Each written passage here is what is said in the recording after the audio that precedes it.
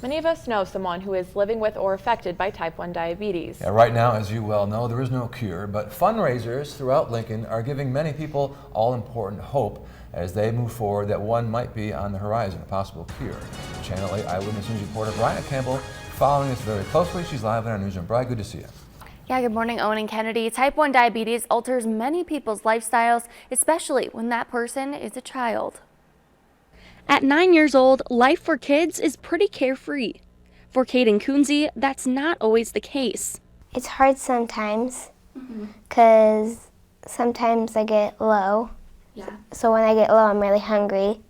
Right. And when I'm high, sometimes I don't feel the greatest. Caden has type 1 diabetes, something he's lived with for more than half his life. His mom, Tamara, says finding out was a shock. We've never had anyone in our family with type 1 diabetes, so it was a whole new world for us.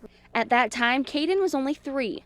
Now a 4th grader at Norris, he's learned to give himself insulin and test his own blood sugar. I get a test strip and put in my meter, and then I just poke myself. I need a little bit of blood, and it just takes it, and it tells me what my number is. But even with Caden's maturity, Tamara says it's still tough.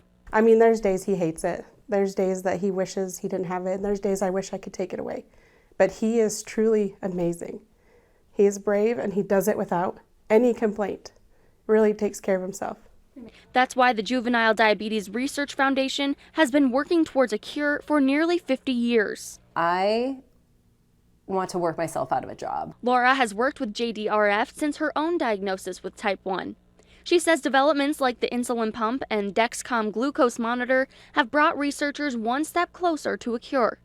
But that research wouldn't happen without fundraising. Right now, Hy-Vee and Laszlo's and Fireworks are selling sneakers for JDRF, and those are huge partners to us. When you fill out one of these sneakers, you're not just donating a few dollars to a good cause. You're also helping to change someone's life.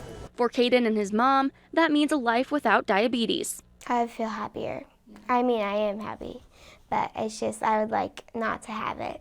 I think he's gonna just do awesome. I mean, I think he's gonna have a great future, and his hopes are high, and he really does want a cure.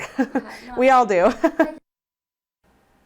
Now, those sneakers and those candy bars are still available at locations around Lincoln. The JDRF also has an upcoming walk on September 22nd, and you can find more information on that on our website. Yeah, Bri, great story, and the theme throughout it, as you saw, is hope. Of course, along with hope, you also need money because they need to fund the research. Yes, definitely. And, you know, those fundraisers are exactly what gives the money to that research to ultimately find a cure. Smart young man. Great story, Bri, again, and thank you very much for that report.